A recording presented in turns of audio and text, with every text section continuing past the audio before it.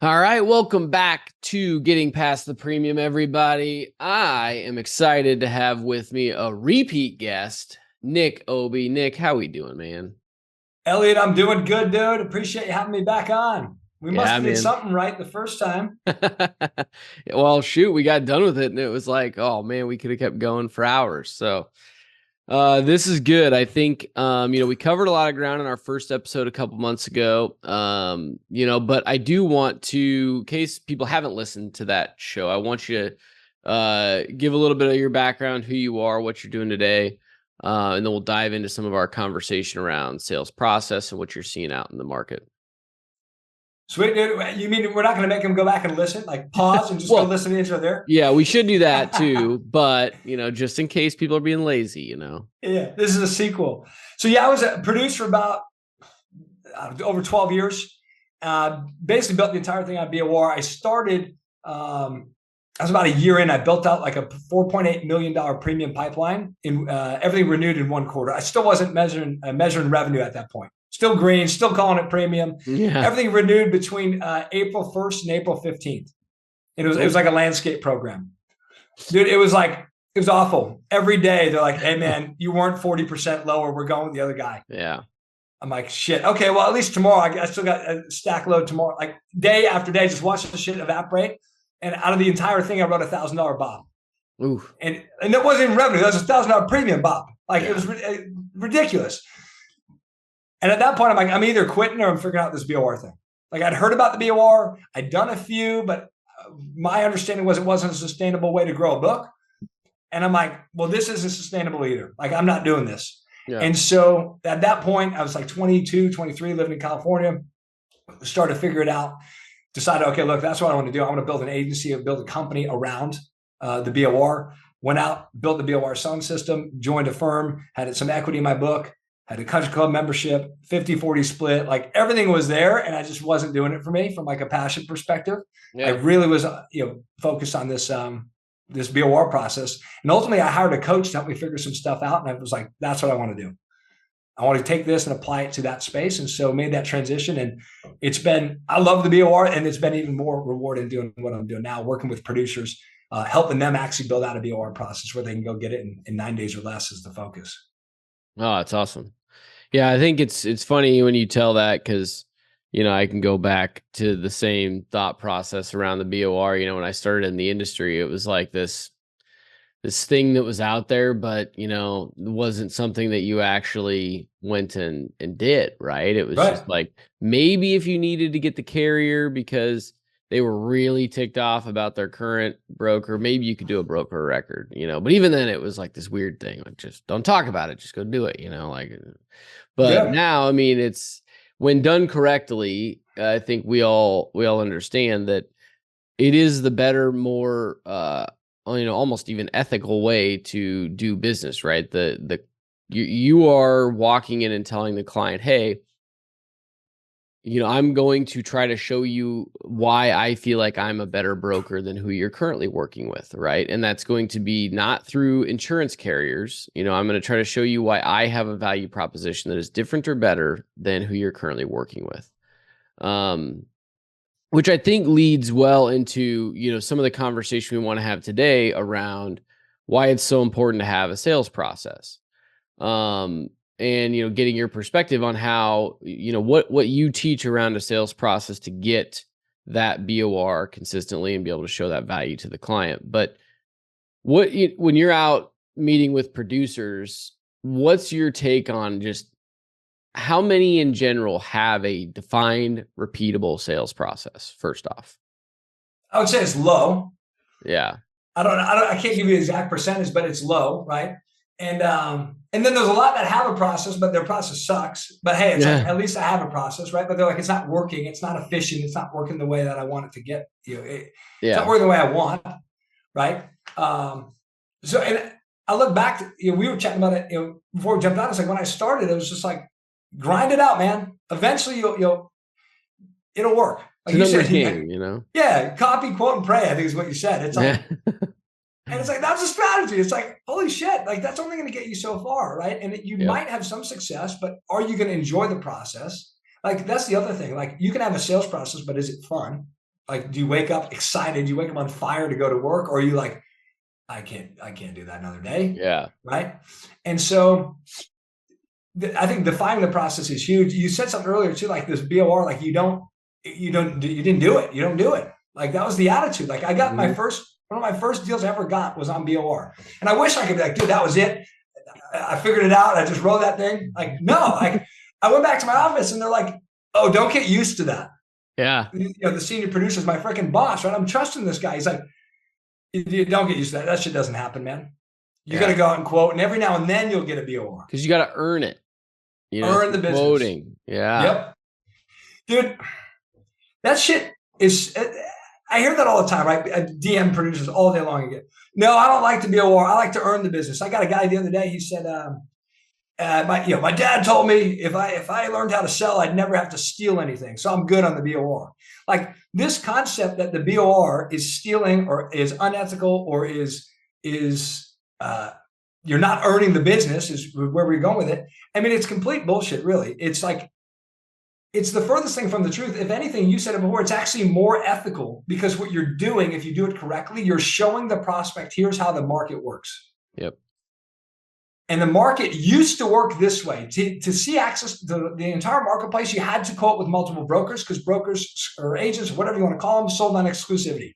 Yep. That was what their selling point was, right? So they didn't need a sales process. It was on the guy. They had the tool. Yep. Right. You want access to travelers? You got to come through me. Yep. Liberty, whoever, pick any carrier, right? That's what they sold on was exclusivity. So that was the sales process. You could be a prick, dude, and you'd land a ton of business because it's like you had the carrier that had the lowest pricing. Yep. And it evolved and it changed, but nobody really developed a true sales process around, okay, what benefits the client now? Because that used to benefit the client. Now what benefits the client is to identify one broker that has access to the majority of the marketplace. You're never going to have access to every carrier. And have that broker go out, create leverage, negotiate with the insurance companies, and come back to them and say, look, here's really where I think you're best served, the best spot for you is. Yeah. And that's how the process has changed. And I think that's so important for not only us to understand, but to also be able to clearly articulate to our clients. We need to educate them on how this business actually works because most don't understand. You know, they think, and they've been trained by our industry, that the way that they can manage their insurance program and pricing is to go get multiple bids or, you know, bring in multiple brokers. Every 3 years, I've got to shop you. You know, all of those misconceptions that when you actually boil it down are not in the best interest of that business owner, right? Or that business. We know in the industry, it's like you may not get the best option if you invite 3 or 4 brokers in. It seems like it, and we tell you because if I'm not the incumbent, of course I want you to let me give me an opportunity, you know? And so I think being upfront and really helping the client understand, how does this actually work? How can you get the best result? Let's get that foundation out on the table first. And then let me try to help you understand why I feel like I'm the best fit for you to go get that result. Right. And yes, you have to have a value prop. That means, you know, you've got to be able to show them why you're more valuable, you're different, you're better than the competition. But I think first and foremost, let's get an understanding of how the industry works and let's agree that this is the process we should go through. You know, is that yeah, totally agree with you. But because if you think about it, in the old model, like quoting, what happened naturally? What happens? You've got a carrier, you got X, I've got carrier Y. I can tell you all day long, I'm an advisor. I got the best interest in the client. I've got my client's best interest in mind. I'm ethical. I want to do all the right things. But at the end of the day, if we're competing on a quote, what am I going to do? Naturally, I'm going to try and sell the quote that I have. Yep. Now, look, if it's really terrible, you're going to be honest, right? The good brokers say, look, don't go with this. You got to stay where you're at, right? But now we're basically admitting defeat. Like, hey, stay there. They're better. It's what the client hears. They're not better. The product that they had access to is better, right? And so what happens is you have this environment that's created. If you're the prospect, you have 2 brokers now trying to sell you something, and both are going to tell you that theirs is better. And on top of that, you lose all negotiating power with those two carriers, because those brokers are not going to call each other. I'm not going to call you up and go, hey, dude, I got my carrier down 12%. Why don't you see if your carrier can do anything else? Yeah. That's actually how the last look was born, right? That's how keeping your agent honest was born, because you'd go out to the damn market and then you'd call your agent and then go, let me get one more shot. Was if you just have one broker, you can create and manufacture that environment without having to have multiple brokers, and it's actually better. It protects the client's reputation long-term in the market. You don't have this back and forth, because you burn a carrier like that, you give them last look on the final hour, they're not quoting you again. No, yeah. They keep detailed records, let me tell you. Oh, dude. I remember, like, when I was first in the business, I got a BOR on this account and I've submitted to all the carriers. I'm all excited. And every carrier's like, dude, that account's trash. Yeah. And I'm like, no, it's good. They finally get it. They signed the BOR. They're like, no, dude, that's garbage. We're not looking at it. And I'm like, even when I could explain the story, even when I have the actual BOR, they're like, give it a year. I want them to prove that they're going to follow your process. Yeah. And so these carriers do keep detailed notes. So you're spot on with, like, for the client, dude, here's how you win. Here's how you go out and get the best result, which is what you want, regardless of whether you do it with me or not. Yeah.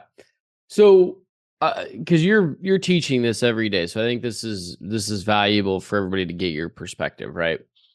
Well, so let's say we've got that opportunity, we've helped the client understand that this is how they can get the best result, right? They've agreed to that.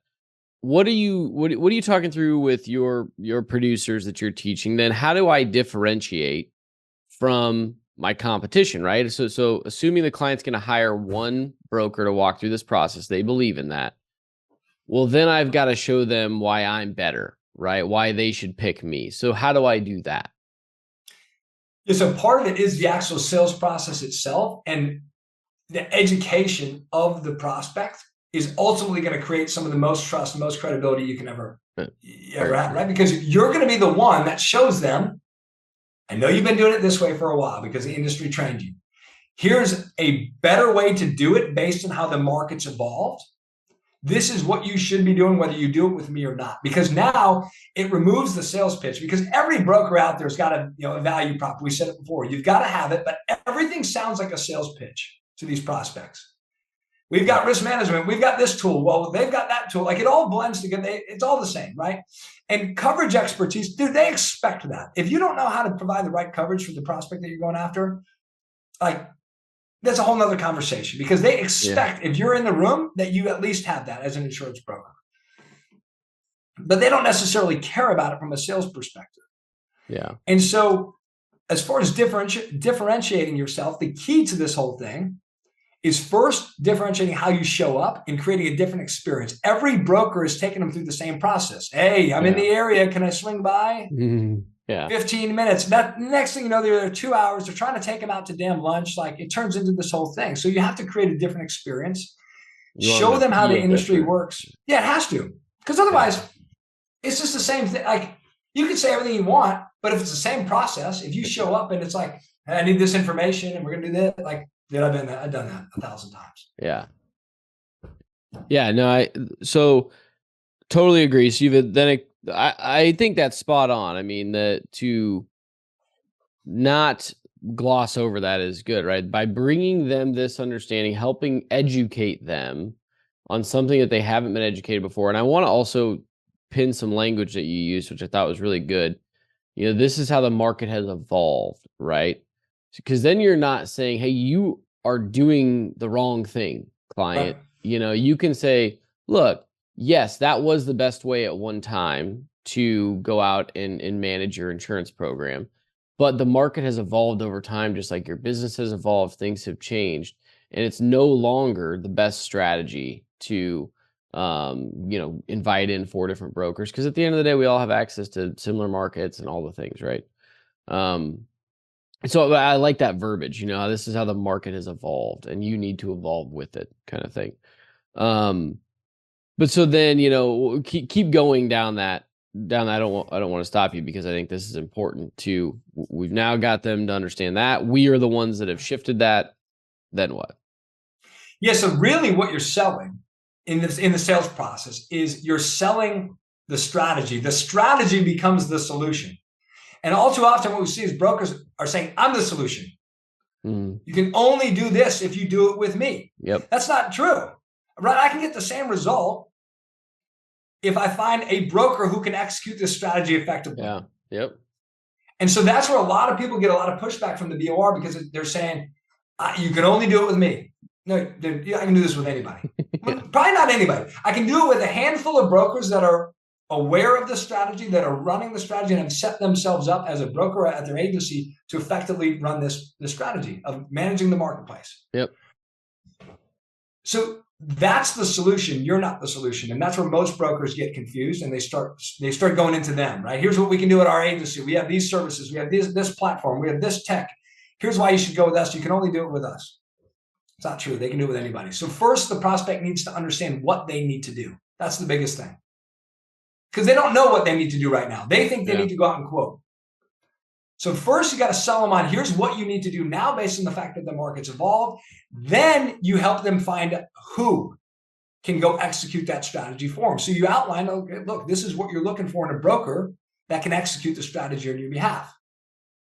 Now, ideally, that broker is you. But if it's not, that's okay too. You're just going to walk away. Right? If they belong with a national broker and you're a regional broker, it's not going to fit. So just tell them what they need to do and go on to the next prospect. There's plenty of freaking prospects out there. But so ideally, the strategy that you are presenting to them and the broker that they need to go find, you fit into that. Are there other people that can do it? Maybe. But the credibility that you have is that you're the first one that showed them how to do that. Yeah. So if you can show them how you're going to execute the strategy on their behalf and run it for them, then it makes it that much simpler. Because it's like, I can do it for you based on what we've set up in the agency, or you can go out and you can interview and you can find 5 other brokers like me. But any broker that calls and says, are you looking at, can I get you a quote? Or can I review your insurance program? You can just cross them off your list because they probably don't get it. Yeah. So that eliminates 40 of them that just called you last week. It's like, they're not going to want to go do that. So that's how we can start to position it, where we now can step in and make the ask and show why we're able to execute that strategy for them. Yeah. So how, you mentioned 9 days. Is this, how many conversations does this typically take with the client? Is it a multi-meeting process? Kind of, how do you look at that piece? Do you break it down that granular, or, what are your thoughts around that? Yeah. So the process that we're running to be able to BOR in 9 days or less is 2 meetings. It's a 15-minute interview call. A couple of reasons behind that. We said it's got to feel different. Yeah. Right. So it's like, what does everyone typically do in the first meeting? Mm-hmm. Hey, could you get everything ready for me? Get the policies. I'm going to be out. If you have your payroll. Oh, if you have last year's application, pull that. That'd be helpful. We'll just we'll tackle it all in one meeting. It'll make it painless. Yeah, make it easy on you. Yeah. It's like nobody's going to say yes to that damn meeting, because if you think about the traditional sales process, the prospect has to give and give and give and maybe get a little bit of value. Right? They've got to go through and get their policies. They've got to get their exposure information. They have to make the time. And then if they do all that thing over a long enough period, maybe you'll get a quote that's less money. And then maybe they take it. Maybe it's a significant enough savings, and maybe their broker matches. So it's like all this work to maybe see some value, right? Yeah. Whereas if we think about flipping that, and as a consumer, we would not go through that process. We might have talked about this on the last podcast, but if a mechanic called you up and was like, hey, dude, I want to be your mechanic. You need to come down, bring your car down to the shop. Are you free Saturday? Take it down. Dude, it won't take long. It'll probably take an hour. Bring everything. You got the manual. You got the your snow tires. Yeah, throw those in the car. I want to look at those too. I'm going to analyze that. It'll take like an hour and a half. I'll take you to lunch after, dude. We'll build rapport. Like, I want to get to know you. I'll bring pictures of my kids. And then after that, come back a week later. We'll give you the report. I'll show you if there's anything wrong with your car. It's like, dude, holy shit. Like, no, I'm not doing that. On top of that, pictures of my kids. Yeah, it's like, oh, we got to get to know you. You need a relationship, right? It's a relationship business. You hear that bullshit all the time. And it is, but not in that way, right? Because if a mechanic called me up and said that, I'm looking at my car. I'm like, dude, my car runs. My car is working. Yeah, but your air filters, dude, they might be only at 60%. Who gives a shit, man? Right? And like, that's when we go through this policy review or quoting, that's what you're telling these people. Like, up until that point, their program is running for the most part, unless they're pissed off with their broker.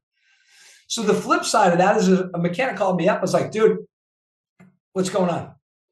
So you drive a Toyota Highlander, you probably bought it because you want it's a family car, you want it to last. Every mechanic out there is going to tell you put Valvoline in the oil tank. For whatever reason, it kills the Highlander engine. It's going to cause it to break down sooner. You're going to spend more in maintenance over the life of the vehicle. You're going to need a new car sooner. Do you have 15 minutes to see if or how I can help you?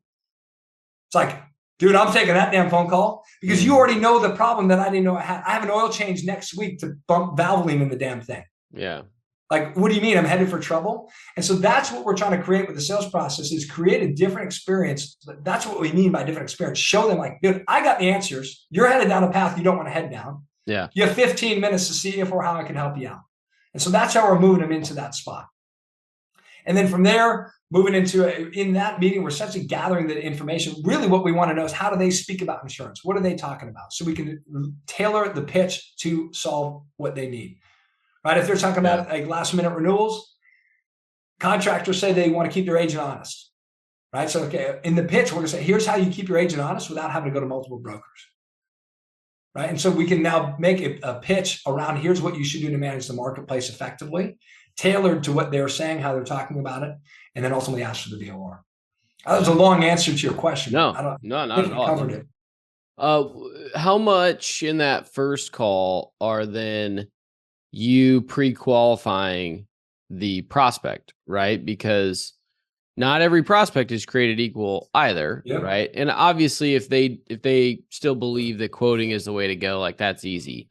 But, like you mentioned, maybe they're a national firm that truly does need a national broker presence and you don't have those capabilities, or, they have a entity of their business that's just really outside of your scope, or maybe their mentality doesn't align with what you want to learn that as soon as possible. So are you doing that in that first 15-minute call, or and maybe how do you do that?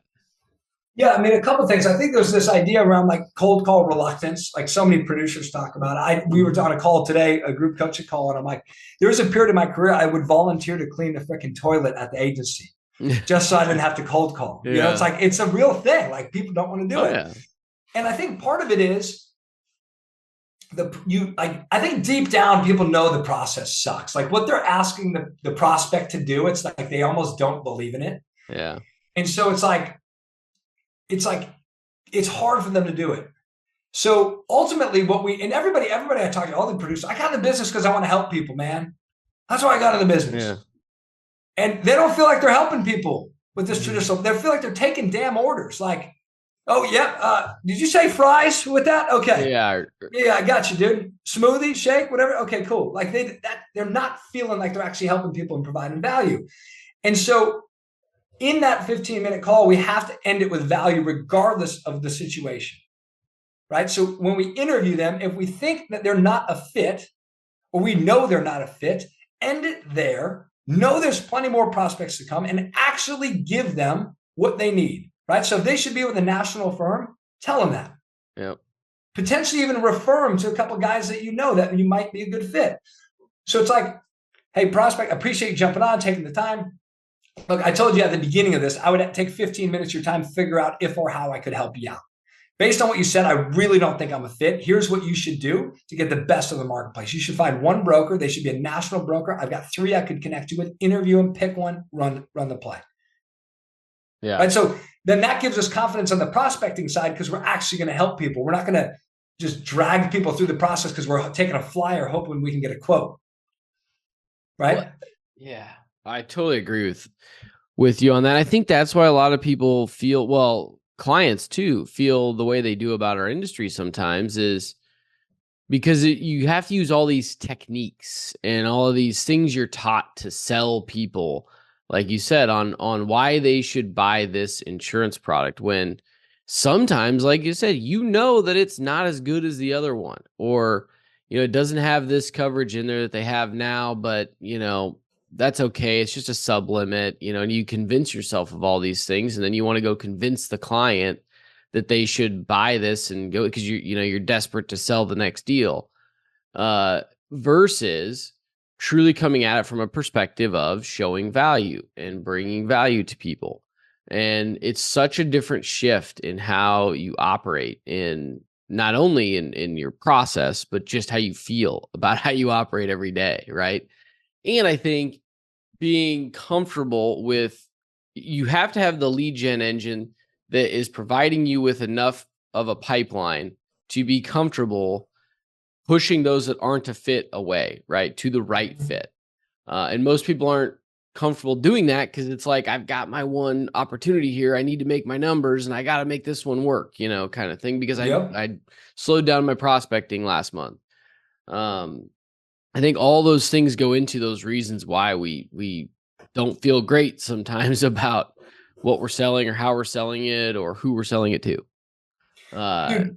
100% agree. Well, and I think what's interesting is the lack of opportunities often comes from this. We're talking about sales process. It comes from the sales process. Like if your sales process sucks, not only does it suck for you, it sucks for the consumer, the prospect. Yeah. So less people say yes to it. Yeah, that's a great insight, Nick. So it's like, I wish I could say, oh, that was natural. It took me like 13 years to I figure that know. shit out. It's like, but like if the process is bad, people won't say yes to the process. So then you have less people. So if you improve your process, you'll get more people to say yes, and then you can say no to the people you really can't help.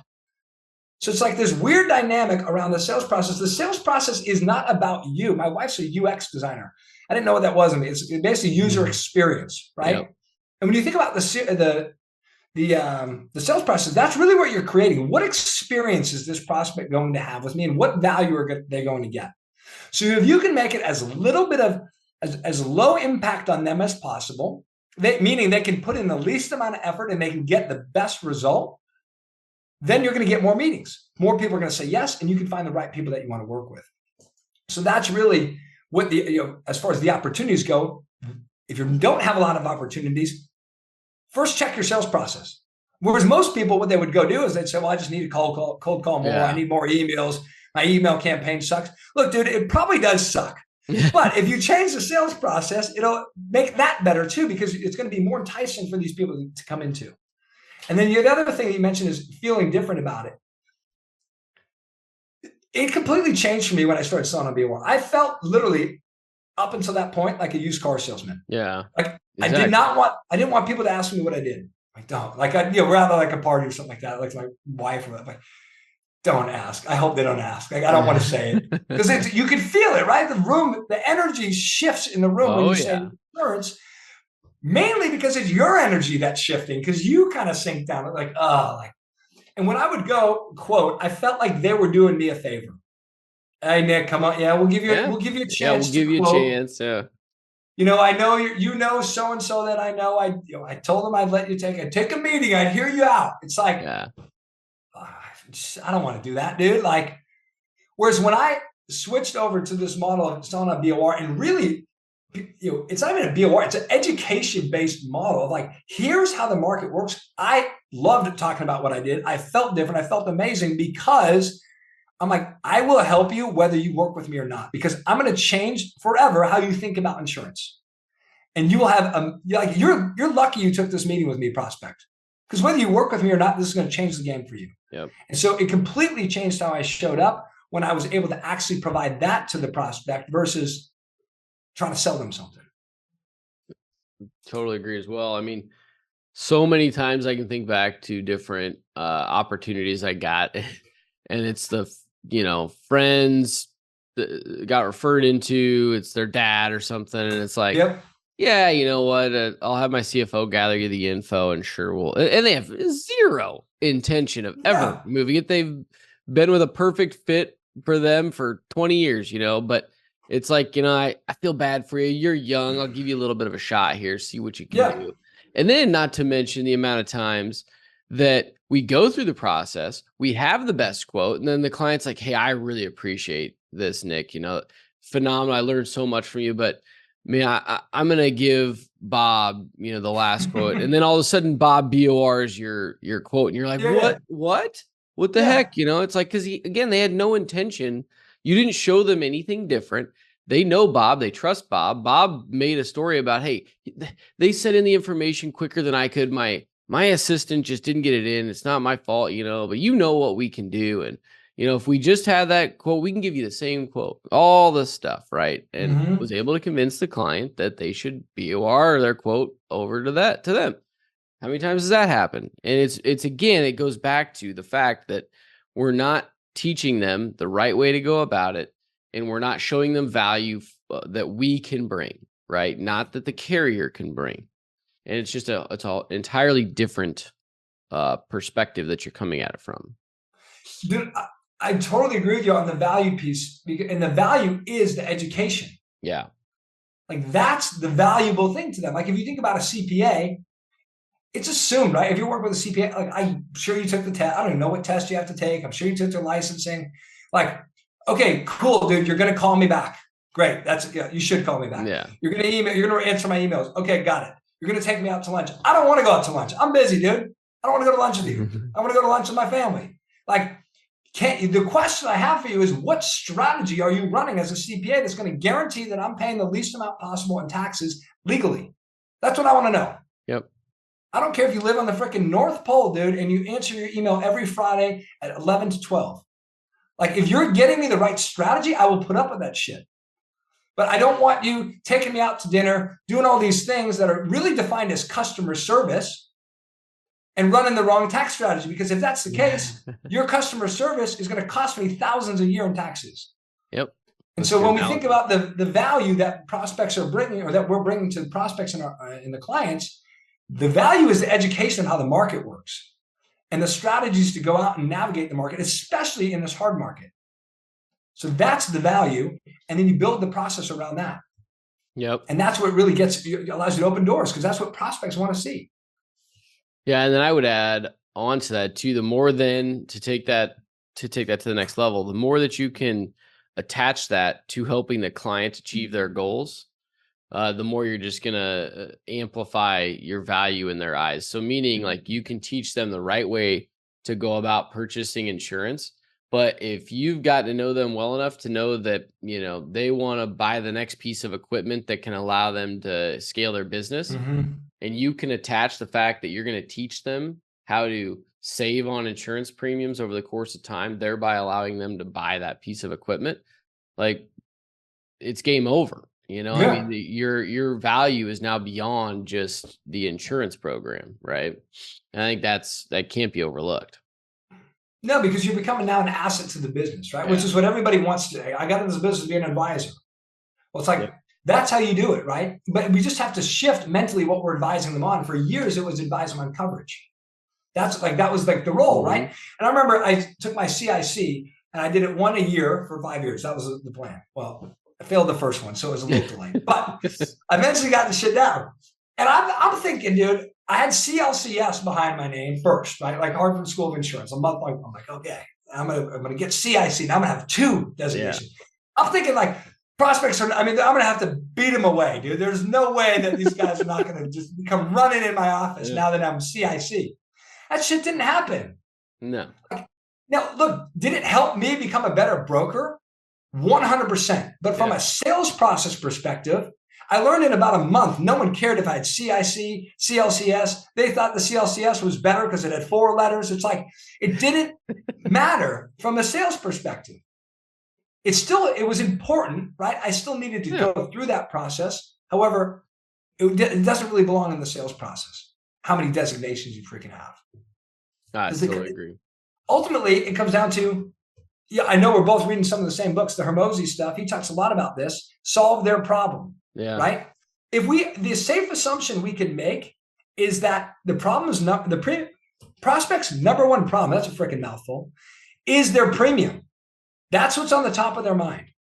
And all too often, I did it too. And early in my career, I refused to talk about premium because I did not want to sell on price, dude. Yeah. No, you're not paying me for price. You're paying. I went to CIC for 5 years. That's why you're paying me. It's the expertise. We need to shift the expertise that we're bringing. My expertise is in the market, how to manage it, and how to negotiate with carriers. That's why you're hiring me. And if you have claims, you really need to hire me, or you need to find somebody like me, because You have two ways to control your cost. One is to not have any claims. That's a great way to do it. The second is to manage your reputation in the marketplace. Now, you can get away with a shitty reputation in the market if you have no claims. But if you have claims, you have to have a good reputation in the market. Ideally, you have no claims and a great reputation. That's the ticket to actually negotiate with these carriers. So that's the expertise that we're bringing. And then on the back end, you read in that book, sell them what they want, give them what they need. We're going to sell them how to manage their premium. And then on the back end, we're going to take care of the risk management and the coverage because they absolutely need that. Yeah, 100%. Chocolate broccoli. Sell them the chocolate, give them the broccoli, right? I've never heard that. Is that in that book? That's the Dan Martell one. Gotcha. I like that. Broccoli. Yeah. Awesome. Well, yeah, that's this has been, again, I think, what I like and what I always appreciate the way that you view it is it's boiling down the sales process, the value prop to what can be very simple. Right now, I would tell everybody, don't just go and parrot this, what we're saying, although you'll get better if you do. Understand what, Nick is saying and why he's telling us to sell this way and things. It's because it is better for the client, but you got to understand why and understand the underlying reasons why you would do that. But certainly once you do, it is a much simpler, easier process to walk a client and prospect through and to ultimately onboard them ideally into your firm. And so, Nick, I know you're doing a ton of stuff with bringing, teaching producers how they can sell this way and how they can become more of, that advisor to their client. How can those out there listening find more out about you? LinkedIn's probably the best. I'm posting on LinkedIn, every day. So you can follow me there for more content, more thoughts on this stuff. DM me there. We've got a website, producer.systems. You can go there as well. Send me an email. And everything we're doing is on there as well. Perfect. Awesome. Well, everybody should follow Nick, reach out with questions because I know he's really good about, helping you through questions and things like that. He's obviously been there and done that in the industry. So appreciate you coming on, man. This was fun again. Like we said last time, it feels like we keep going forever. So those are always good ones. Dude, I agree, man.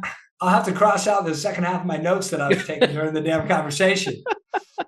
But yeah, dude, it was fun. I appreciate you having me on. And I just appreciate what you guys are doing with this podcast. I mean, you're bringing stuff to producers to help them get the message out to the damn client, which is amazing. And, I didn't do enough of that early in my career. I didn't listen to stuff like this. I wasn't reaching out to mentors and hiring coaches. And so the fact that you have this platform to do that for producers is unbelievable. And I appreciate you having me on and letting me be a part of it.